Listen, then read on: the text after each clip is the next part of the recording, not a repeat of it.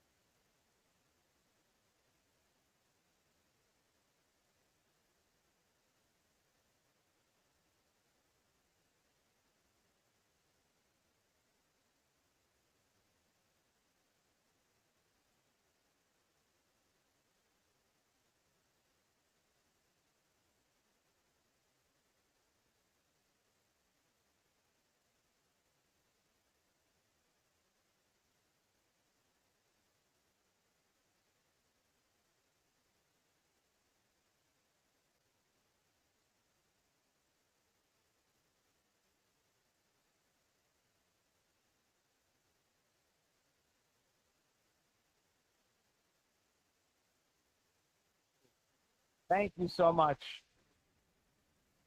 For those of you who are joining us on this Lovestream, we are running a week-long event in Nashville, Tennessee with around 1,900 wonderful, wonderful people.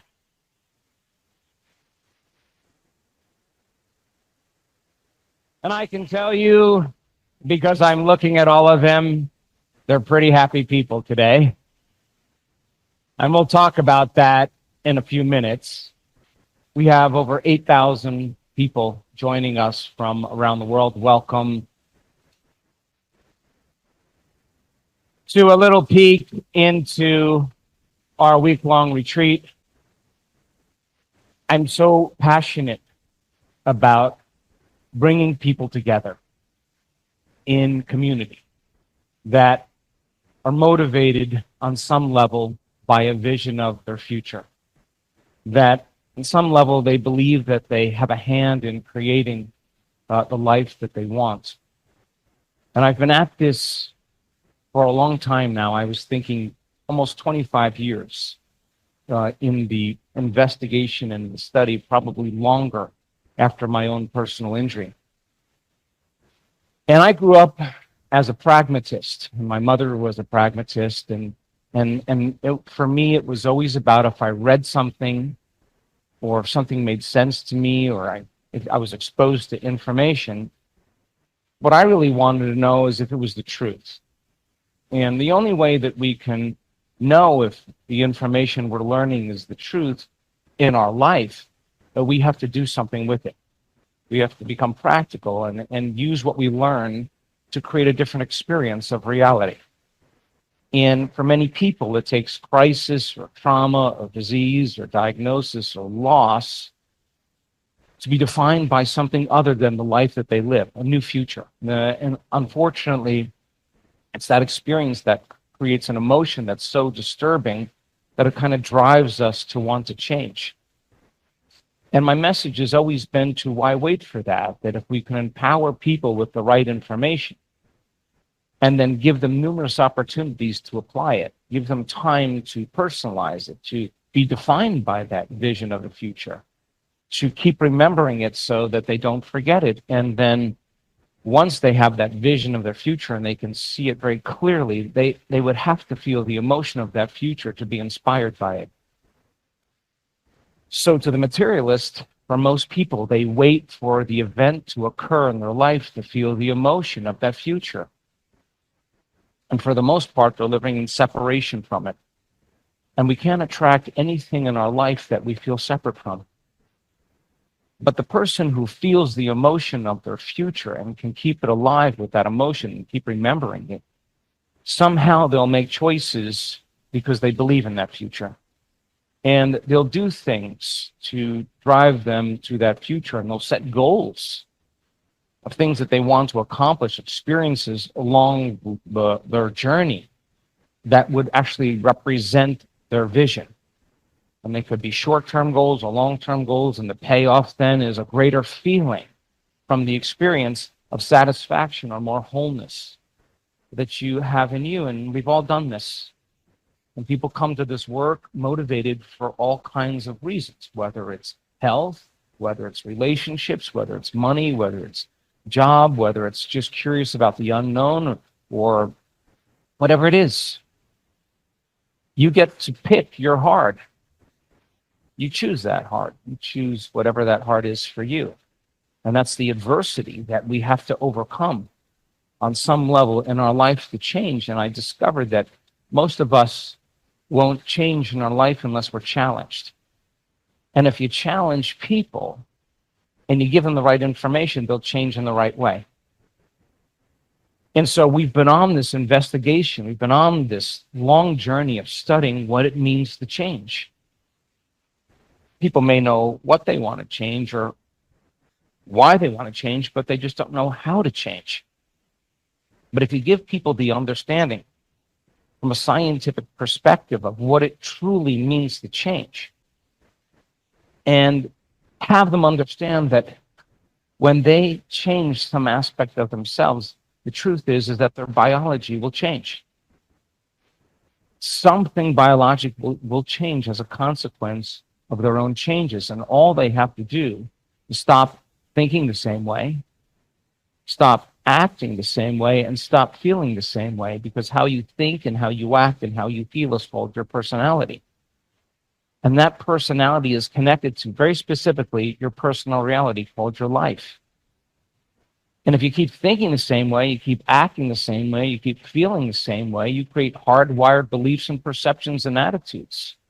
And a belief is just a thought you keep thinking over and over again, and it becomes a hardwired program. Keep behaving in some way, you develop a habit, an automatic behavior where the body can do it better than the conscious mind. That's an unconscious program. Have a person continuously respond unconsciously to the same people, the same problems, at the same places, at the same time. And for the most part, then they're going to condition their body to become the mind of that emotion. And it becomes programmed subconsciously. So the idea then, if I want to change my life, I have to change.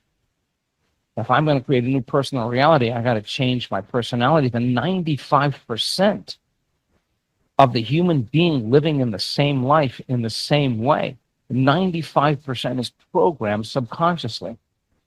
That means 95% of the time we're unconscious.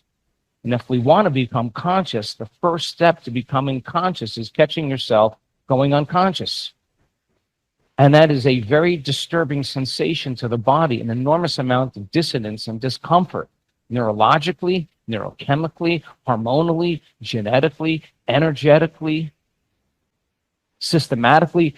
There's a disorder that's taking place, that's unpredictable order. The body is moving from the known into the unknown, and most people will grab their cell phone, scroll through something, get distracted by something in their outer environment, so they don't have to look at that thought, that behavior, that emotion. And the crisis normally causes the person to finally look, because no text or no social media or no post or no TV or no vacation or no wardrobe change, nothing, no diet is making that feeling go away. And now they can see themselves through the eyes of someone else. They can see how they've been thinking because they don't feel like themselves any longer. They could notice how they've been acting. They're aware that this feeling is probably what's making them live the life they currently live. And objectifying the subjective self in that way is called metacognition. And that's when we become conscious so we don't go unconscious. And in this work, we give people the information and then we give them the opportunity to apply it, and they have to come up against that 95% that's running behind the scenes of their awareness, and they have to make a choice. Do I want to continue to believe this way? Do I really want to keep thinking this thought? Do I want to keep remembering this experience? Do I really want to complain and blame and make excuses and feel sorry for myself if I want to be happy? That would not make me happy doing that. That makes me unhappy. Okay, well, that's got to change. And give them opportunity to retreat from their life and trade the resentment or impatience and frustration that is an automatic response to life, to practice feeling different feelings. to actually practice making different chemicals, to actually trade those survival emotions that knock us out of homeostasis and balance for emotions that we want to feel that keep us connected to the future without waiting for our life to change to feel that way. So this changes one of the programs, because now we're so conditioned, we're so hypnotized to rely on someone or something outside of us to change our emotional state. And in this work, we're asking people to do that on their own, to not wait for anything outside of them to change their internal state. And if you give them the science and you give them the understanding and you give them the theory and the philosophy and you give them the practice and the procedure, that they get their behaviors to match their intentions and their actions equal to their thoughts, they get their mind and body working together, they change their chemistry. And our research shows that when you go from that one state to the other state, there's enormous amounts of changes that take place all the way down to the level of the gene. So as you change your gene expression. Because when you're living by an emotion, whether it's real or imagined, if you're recalling a past event and feeling the emotion associated with it, the body's believing as the unconscious mind. It's so objective that it doesn't know the difference between the experience in your life that's creating that emotion and the emotion the person's creating by thought alone. And so the person who's living by the same emotion, the body's reliving the same life every single day, a life from the past. And the person will behave equal to that emotion and think equal to those emotional states. So then, if I could feel the emotion of my future before it happens, and it's the environment that signals the gene, and the end product of an experience in the environment is an emotion. If I can feel the emotion of my future before it happens, I could signal the gene ahead of the experience in the environment. And genes make proteins, and proteins are responsible for the structure and function of your body. And the expression of proteins becomes the expression of life, and that's exactly what we discovered. In 7 days, there's an enormous upregulation of thousands of genes amongst almost 80% of the entire community who's feeling those emotions, behaving in different ways, making different choices, creating different experiences, and thinking new ways because they're learning new information. And as a consequence of that, they begin to think differently, and they start believing in different thoughts. And they begin to install the circuitry in the brain because they keep attending to those thoughts, they keep repeating them, they keep firing and wiring them. They keep going back into their meditations and they keep reviewing what is the next piece of knowledge? What piece of information could I apply into my next meditation experience that would evolve it? What am I going to stop doing? What am I going to start doing? Let me rehearse my behaviors. Let me articulate it so I can prime my brain for that behavior so I can remember to do it if I remember what I want to do. Now the brain is primed. It has the circuitry in place to use. Think differently, act differently, and feel differently. You become a new personality, and the work is about thinking differently, acting differently, and feeling differently when you return back into the life that you left. You have to think differently, act differently, and feel differently in the same environment in order to change. And you will default. We all do.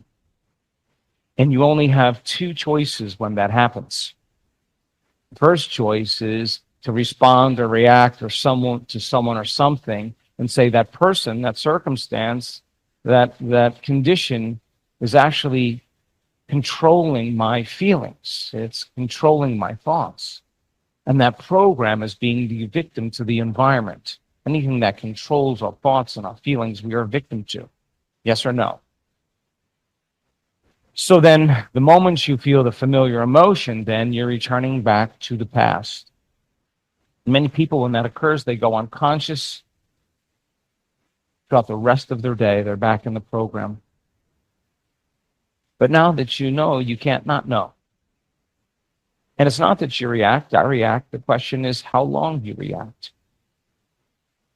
And if you understand what those emotions do, your response to that person, to that circumstance, could be actually weakening your body. Your response is weak, your environment is weakening your body in some way because of your emotional response. Sooner or later, you're going to have to make the decision if that's loving to you. To be able to convert and get back into that place again where you feel the emotions of your future before they happen causes you to believe in that future again. And that's what this work is about. It's to prove to you on one level that's the way you think, act, and feel has some outcome in your life. And if you keep changing, your life should change. And our data shows that empirically across the board. We know that people's brains get better from daily meditation. We know that. We know they get more synchronized, they get less modulated, less compartmentalized, they work in a more holistic fashion. We know that the heart, in a very short amount of time, can become more coherent and more orderly. We've discovered that there's an intimate relationship that takes place between the heart and the brain, the heart being the creative center, which we'll talk about in a few minutes. And somehow the heart has a direct communication to move the brain out of stress and out of survival, to tell it to get creative. And we live in two states of mind. We live in a state of survival or a state of creation. Activating that center and getting the heart synchronized to the brain exchanges information. And the brain may think, but the heart knows. And practicing that and synchronizing those two, we've seen the brain gets very, very organized. And the longer you sustain it, the more the energy builds in the brain, to the point where your body is completely relaxed and you're resting in your heart. And the brain is super conscious in gamma brainwave states. It's awake, it's aware. Keep practicing it, keep getting better at it. It creates more order in the autonomic nervous system. And if stress is autonomic dysregulation, the coherence that we create between the heart and the brain creates an enormous amount of autonomic regulation. And the autonomic nervous system controls and coordinates all other systems, and the information it delivers causes the heart and the cardiovascular system to work better, causes the digestive system to work better. We've discovered it causes the immune system to work better. It causes all kinds of different changes that take place in the microbiome, factors that reduce pain and inflammation, that suppress cancer growth, that downregulate genes for Alzheimer's, to show that there are enough genetic changes that in 7 days, a person who's healthy can extend their life by a year. That's what our data shows. That in 7 days, when people immerse themselves in the right information, science is that language, and then they can experience the truth of that information. And experience, of course, is the greatest professor. The experience then evolves their biology, and as they continue to change, their life continues to change. So we have great evidence that people are changing in 7 days. People do this work.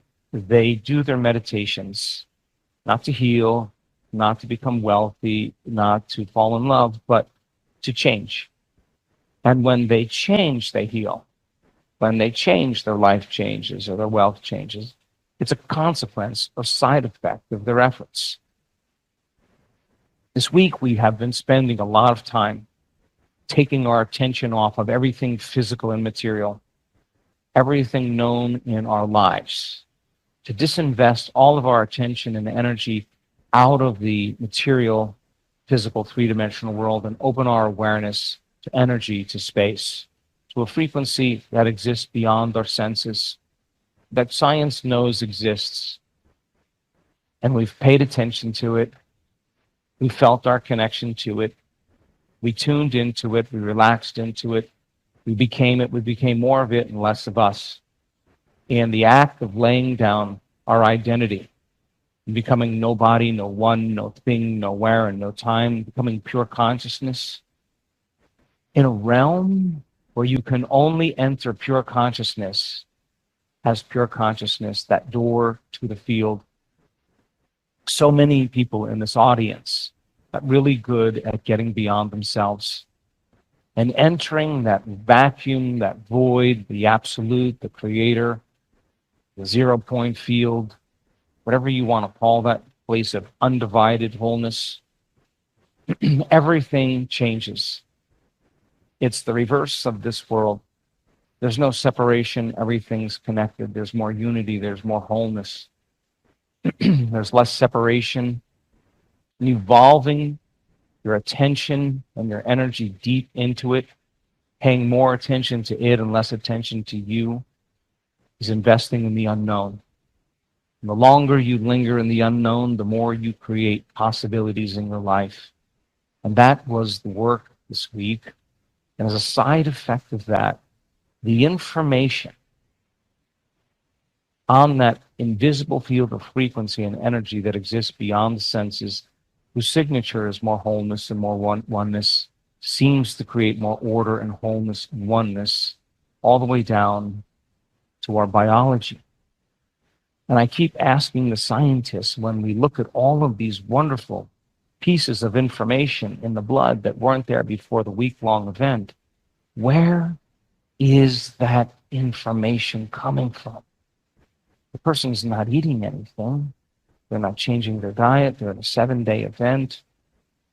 Somehow their autonomic nervous system is manufacturing a pharmacy of chemicals that's equal to growth, to life, to repair, to restoration. And so we deepened our understanding in that field. And the second important thing, if you're interested in creating reality, is not only changing your personality to change your personal reality, but is it possible then to take it to the next level? Could I move to the realm where there's nothing physical and material, that field that's unifying everything material? And can I create from the field instead of from matter? And could I shorten the distance between the thought of what I want in my life and the experience of having it if I create more from wholeness, less from separation? And that's what we practiced this week. And so people who join this work, they're interested in being able to create outcomes by changing their energy. And if they change their energy, they change their life. When there's a vibrational match between your energy and some possibility in the quantum field, and you have a coherent brain and a coherent heart, a Wi-Fi signal, somehow it creates disturbances in the field that ultimately begin to manifest in people's life. And the coincidences and the synchronicities, the opportunities that begin to show up that are a reflection of what we're creating, causes us then to believe more that we are the creators of our lives and less of the victims of our lives. That's what the synchronicity tells us. Somehow you're creating this. And that should inspire us to continue the experiment every single day. Wouldn't you agree? So now, thank you. I want to now talk to you about a simple yet very profound meditation that I want to teach you in this room and the world as well. I wanted to take a few minutes to explain the fundamentals before we begin. The meditation is called Love Your Body. And if I can just give you the right information, the theory, the understanding, before we go into the meditation, if you understand what you're doing and why you're doing it, you could actually get a greater outcome because you can assign meaning to the process. Yes or no? So I'm going to develop a few concepts and few ideas. I'm going to ask you to turn to the person next to you in this room and explain them so that you can get that information wired in your brain. If you're listening in, if you're listening with somebody, when we break, I just want you to teach it back to them. If you're alone and watching it, close your eyes and see how much you can remember. What do you say? All right, so I want to start with your understanding of the heart. The heart is our center of wholeness. It's the union of polarities. It's where opposites merge and come together. So if you take opposites and you bring them together, they're no longer opposites and you have wholeness. And it's like the center of a magnet. How many people understand? You understand that? So if it is the center of wholeness and what's where love is born, then when we start to feel elevated emotions like care, kindness, love, and gratitude, and appreciation, joy, and if we feel those with our hearts, we're acting and actually creating a different set of chemistry than we typically create in our normal lives. Well, we may feel some of that, but by volition now, we're putting our attention on that. And when we do, and we feel these elevated emotions, this center has its own consciousness. And that consciousness tends to be more selfless. We tend to be more giving. We tend to be more caring. We tend to serve more. We want less, because the act of creating from the center or activating the center causes us to feel like we already have what we're dreaming. So the heart then is the creative center. And if we use the heart and begin to feel those elevated emotions, it informs the brain. As I said earlier, it literally tells the brain to move out of survival, and it sets the baseline and the amygdala, and it tells the brain the past is over. It tells the brain the trauma or the past event is over. And when that occurs, the brain finally can move out of its beta brainwave readiness aroused state, and the brainwaves slow down into this beautiful wave of alpha in the brain. And in alpha, your brain tends to be more creative, more imaginative, and it tends to see in pictures and images. And in a sense, you're kind of dreaming of a future in kind of a creative state. So the heart informs the brain to create. So the heart then is the creative center as well. Would you agree? Turn the person next to you and just explain that.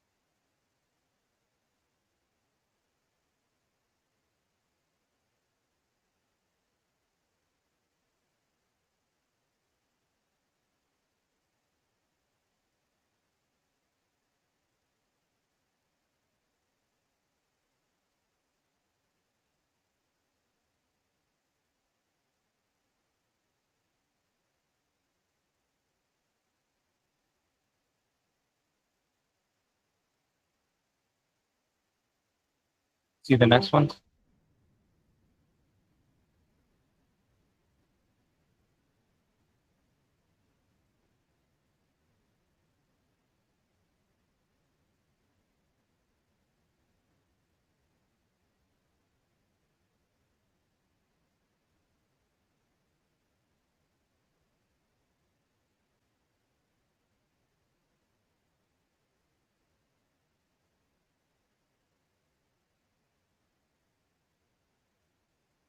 Okay, go to number two.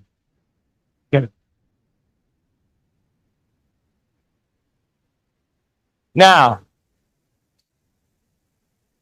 you would have to agree with me also that if you switch on the stress response and you activate your third energy center, that where you have to do something in order to overcome the threat or the danger, and that center switches on, it's a different consciousness than your heart. Yes or no? And it sends a bolt of energy to the brain through its change in chemistry, and your brain gets super aroused and alert, because it's perceiving a danger or a threat. And that rush then switches the brain on, And we feel all of those emotions that are associated with it, and that's beta brainwave state. The brain goes into a very high beta brainwave state, and we could say then, that's not the state to create in. Are you with me? There's energy that's leaving the heart. The heart is racing, it's beating out of order, it's moving with as much energy as it can. But if you're sitting in a Zoom call while that's going on, or you're sitting in traffic, you're stepping on the gas and you're stepping on the brake at the same time for the body. And the body is revving up with a lot of energy. Brain gets very highly disorganized, really disorderly, and the autonomic nervous system moves out of homeostasis and balance if you keep doing that. And now it dysregulates, and other systems in the body become compromised. Chronic stress creates autonomic dysregulation. Come on, are you with me still? So as we started looking at the heart, and we saw that people could actually convert from the sympathetic nervous system, the fight or flight nervous system, to the parasympathetic nervous system, the nervous system of relaxation, the more they relaxed in their heart, the more awake they got in their brain, the more they could relax their body and put it in a light state of sleep while they were staying conscious and awake, relaxed and awake. And when they did that really well, the autonomic nervous system, which controls and coordinates all of the systems, starts moving back into order and regulation. And the consequence of that, or the side effect a lot of times, is a person starts feeling better, because the autonomic nervous system is sending more coherent information to all the cells and tissues in the body as it moves back into regulation. Are you with me still? So then, a second thing that happens when you begin to place your attention on your heart, we discovered that when you place your attention on your heart, you're literally giving it energy. A low frequency, a very low frequency, is being fed to the heart that we were able to measure. And that is the frequency, the life force, the force of life that the heart uses to beat. So in a sense, you're giving your heart energy. You're giving it the force of life. You're giving it life by putting your attention on it. Come on, you with me? We discovered that. And when that happens, and you can move out of those other emotions into those elevated emotions by you just breathing slowly and slowing your breathing down. You're telling the body, by training it to breathe slowly, to move out of that state where you're holding your breath or you're breathing really fast because the body's threatened. So slowing the breath down a lot of times helps the body to convert from the sympathetic nervous system to the parasympathetic nervous system. And we saw thousands of brain scans, when you slow your breathing down, you slow your brain waves down, and you slow your brain waves down into that alpha state. So then you would have to work with your body to say, the stress is over, the danger is over. Come on, I know you're ready, you're vigilant, you're uptight, you're anxious. Well, let's slow our breathing down. I'm going to train you. I'm going to break this response that you're in and see if I can help you move back to balance and order. Come on, you with me? And if you can relax then and you can move out of survival, it makes sense then. You should be able to open your heart. You can kind of trust again. You can be a little bit more vulnerable. You're not so preoccupied with all the danger and all the people and all the things you have to keep your attention on. Are you with me still? And when you get that heart feeling like it's safe enough to come out, and you can work with it and breathe, get the body into a slower brainwave state by breathing, convert to the parasympathetic nervous system. Once you place energy in your heart and it starts to beat more orderly, you feel those elevated emotions like a great drum dropping a pebble in water. The heart begins to produce a magnetic field. That magnetic field is called love. Love is the magnet, is the glue. It is what bonds everything down to the subatomic level. Are you with me still? Now, when you're in stress and you're in survival, you're drawn from this field and you're turning it into chemistry. When the heart opens, now in a cocoon-like manner, you're beginning to feed the field around your body by opening your heart and feeling more wholeness. And like a cocoon, you're producing a magnetic field that can be meters wide from your heart. You can't see it, but it's there. Now, here's my question. If you could open your heart and create that magnetic field, is it possible you could direct your attention to a part of your body that needs healing. And use your attention, because where you place your attention is where you place to place your awareness, your attention on that part of your body, and have your thought direct your energy to that part of your body. Could you, with your heart, begin to fall in love with that part of your body that needs healing? And could you begin to practice feeling the same energy in that part of your body as your heart? And if all disease is a lowering of frequency and an incoherent, disorderly frequency, and the frequency of the heart is wholeness, is it possible then you could raise the frequency of that part of your body to more wholeness with your heart? How many people understand? Turn the person next to you and explain.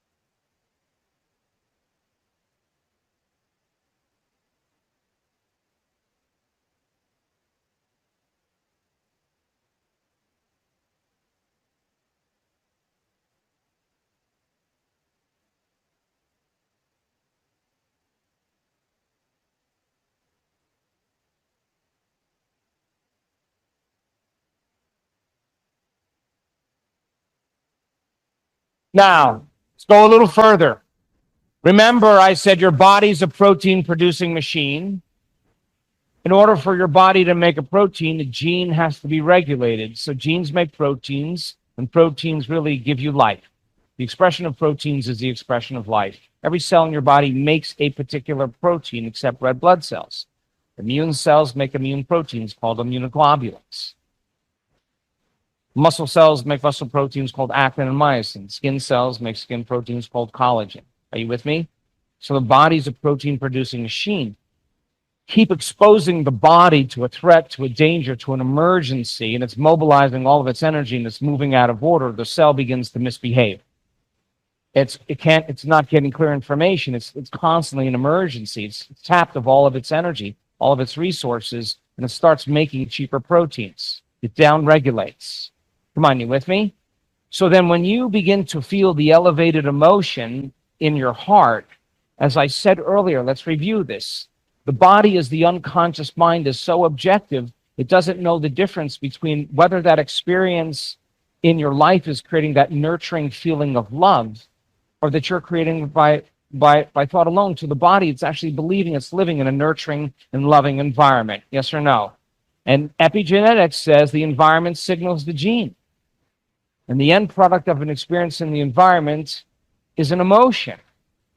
So by you feeling that emotion of love, your body is literally changing its gene expression without the experience of healing in your life yet. Waiting for your healing to occur to feel more whole.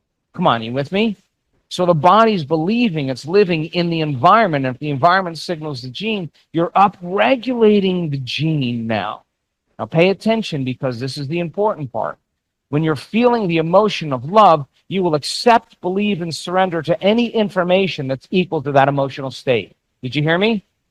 So if you're believing that your body's believing it's living in a loving environment, and your intention is to share the love in your heart with that part of your body, to entrain that part of your body to feel the same feeling you're feeling in your heart, and you direct your attention to become aware of that part of your body, would you agree then that intention with your attention should actually be accepted, believed, and surrendered to you without any analysis that could actually begin to program that intention into your biology?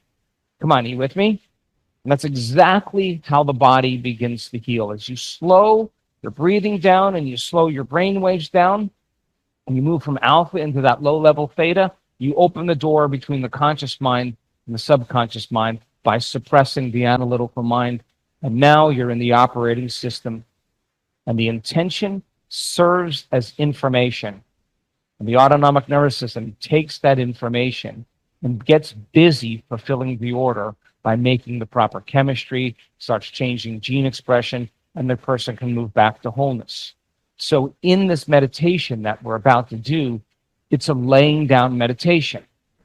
Now, for those of you who have never done a meditation or have done very little meditating, I always save this laying down meditation for the end of the week long, because if I did it at the beginning, I'd have half the people asleep. So this meditation is really not for you to fall asleep. This meditation is for you to practice laying down where you're really relaxed, at the same time awake. Relaxed and awake, where the door between the conscious mind and the subconscious mind is wide open to information. And we can begin to then entrain some part of our body back to wholeness and order. Now, when I do my meditations laying down, I like to put a pillow under my knees or a big foam wedge under my knees, because it makes me feel like I'm comfortable and I'm laying down, but I don't feel like I'm laying in bed. It just feels a little different, so I just don't fall as deeply asleep. And I used to use the wedge all the time because I couldn't roll. You can't roll on the wedge. It's like a triangle. So I would just kind of relax and just let my legs hang over. And for some reason, it just helped me stay in a slower brainwave state. So the meditation will go something like this. I'll ask you to lay down and get comfortable. I'll ask you to change your breathing and work with me and slow your breathing down. I don't want you to fall asleep. You'll hear me say throughout these little short meditation, stay with me. Stay with me means don't fall asleep. Just stay right there. Keep your body relaxed, and at the same time, stay awake and aware. As you slow your breathing down, we'll slow your brain waves down, get your body into a more restful, relaxed state, and begin to feel the emotions and elevate our heart. And then we'll begin to connect some part of your body, pick that part of your body that you want to raise the frequency in with your heart, and we'll entrain the energy to that part of your body. I'll let you drift away for just a few minutes when the meditation ends, so your autonomic nervous system can receive the orders and get busy making the chemistry and consolidating all that information. What do you say? You want to try it? Okay.